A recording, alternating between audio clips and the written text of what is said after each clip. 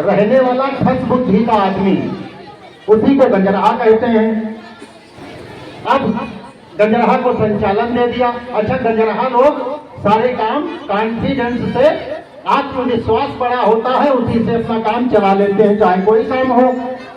तो मैं भी इस कवि सम्मेलन का संचालन मुझे दिया गया है और इसका निर्वहन करना है मुझे, तो मुझ में भी बड़ा कॉन्फिडेंस है। और ये कॉन्फिडेंस आता कहाँ से है? सुनिए कि जैसे ट्रैक्टर वाले ड्राइवर कार चला लेते हैं, जैसे ट्रैक्टर वाले ड्राइवर कार चला लेते हैं, निर्धन निर्बल किसी तरह परिवार चला लेते हैं और संचालन भी चल जाएगा। आखिर भारत का हूँ, एक से एक लद्दड़ अपनी सरकार चला लेते हैं, एक से एक लद्दड़ अपनी सरकार चला लेते हैं और इसी कॉन्फिडेंस से संचालन चल जाएगा। अच्छा, यहाँ ये संदीप कटियार ने हमको कल सम्मेलन का संचालन दे दिया। एक जगह प्रवचन होने थे, व्यास जी आ रहे थे प्रवचन करने, उनको विलंब हो गया, वो समय से नहीं पहुंचे। तो हमसे कहा आयोजक समिति ने, कमेटी ने कि गंजरहा यार तब तक पब्लिक को संभाल लो, संचालन कर दो और थोड़े प्रवचन कर दो। अच्छा, हम गंजरहा आदमी, हमने गंजरहा स्टाइल में प्रवचन शुरू किया। हमने कहा रहीमन इस संसार में 3 काम कैले और मुर्गा मछली खाए के बोतल भर पी ले। अब गंजरहा का एक संचालन, भाई गंजरहा जैसा तो संचालन करेंगे। और कर कर मुर्गा खाओ, लट्ठु धरे बैकुंठ जाओ। हमने संचालन इसी तरह किया। उसी तरह हम इस कवि सम्मेलन का संचालन भी कर देंगे। और ये जो लोग इधर उधर आवागमन कर रहे हैं, ये सभी लोग बैठ जाएं। कवियों का परिचय, हालांकि ये सब परिचय के मोहताज नहीं है, सभी फेमस हैं। ये हमारे भैया रोहित सिरफिरा जी, ये वाह वाह बम्बई कवि सम्मेलन टेलीविजन में इनके कार्यक्रम आए, हमारा भी आया। संदीप मोहन जी हैं इस कवि सम्मेलन में, संदीप कटियार यश जी इस कार्यक्रम के संयोजक हैं, उन्होंने 1 साल यहाँ अध्यापन कार्य भी किया है। कुलदीप समर जी ओज के बहुत बढ़िया कवि, लखीमपुर के रामलीला मंच लखीमपुर के कवि सम्मेलन का जो सबसे बड़ा कवि सम्मेलन होता है अखिल भारतीय, उसके संयोजक विवेक ठाकुर जी शाहजहांपुर की धरती से हमारे बीच में आते हैं। और हमारे ये शैलेश माही भैया लखनऊ से बहुत अच्छे रचनाकार हैं, बहुत अच्छी कविताएं सुनाते हैं।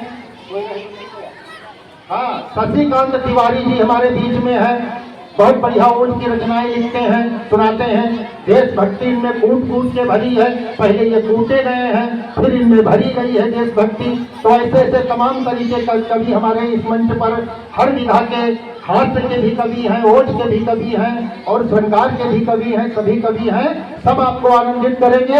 आप लोग ये जो बच्चे शोर कर रहे हैं, ये एक जगह बैठ जाएं। हालांकि ये मानेंगे नहीं, किसी की नहीं मानते हैं। इंदिरा गांधी ने एक बार इमरजेंसी लगा दी थी, तब ये नहीं माने आ गए इस संसार में। तो हमारी आपकी क्या होता है जो ये यहाँ हम इनको रोक लेंगे, इनको रोकने का प्रयास ही व्यर्थ है।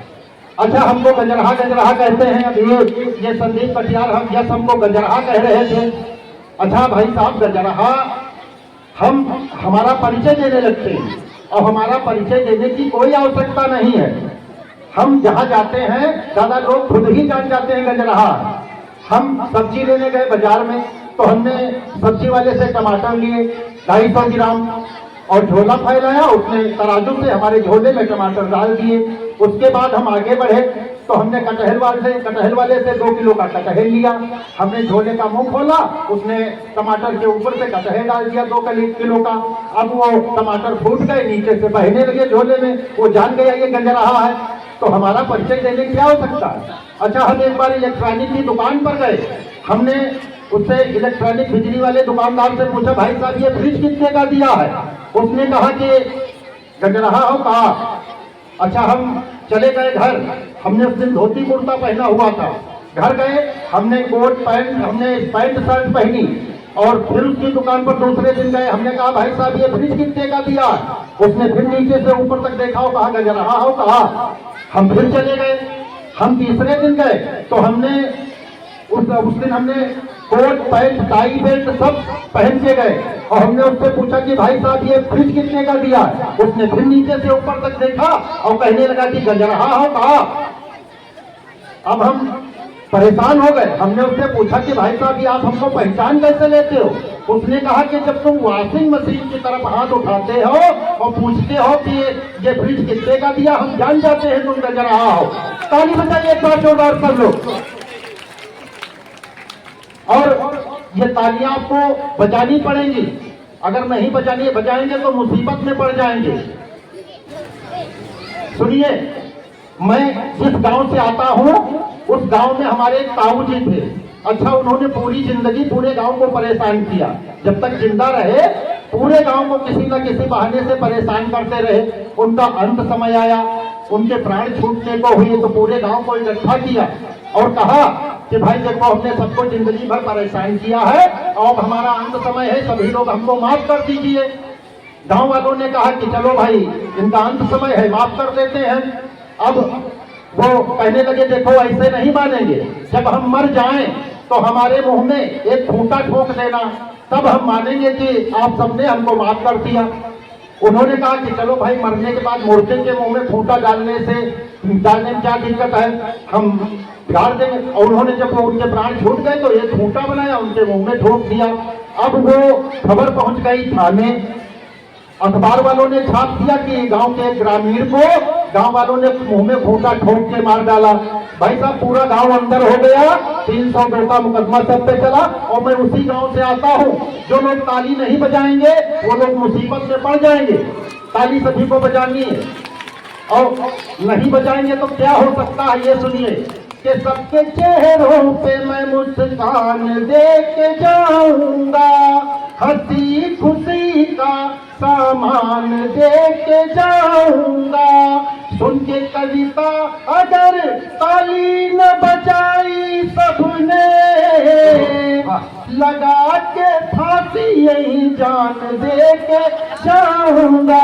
और भाई साहब, पूरा विद्यालय और जितने लोग हैं सब जेल जाएंगे सुबह। इससे बढ़िया है ताली बजाते रहिए।